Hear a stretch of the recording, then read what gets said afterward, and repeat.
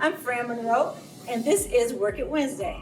Welcome to your Soda Recreation Department Fitness Center.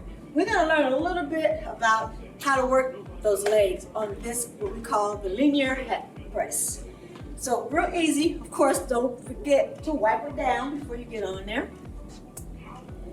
So you want to take like the small of your back and kind of push it right in between here so that your back is pressed into those two pads. Then feet onto the plate. The most important thing I think about this to remember is you have to lift it up first a little bit so that you can take the brake off. So now if you have bad legs or bad knees, you might want to turn your knees out just a little bit to take some of the pressure off. Try it with a lighter weight before you try the heavier weights. Get the body used to it. So you just press down and up. Go as low as you can, press up.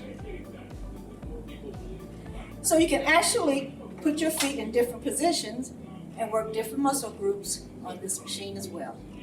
So remember, bring it up, put the brake on it, let it come down. Very simple, very effective. I'll see you next time. Thank you.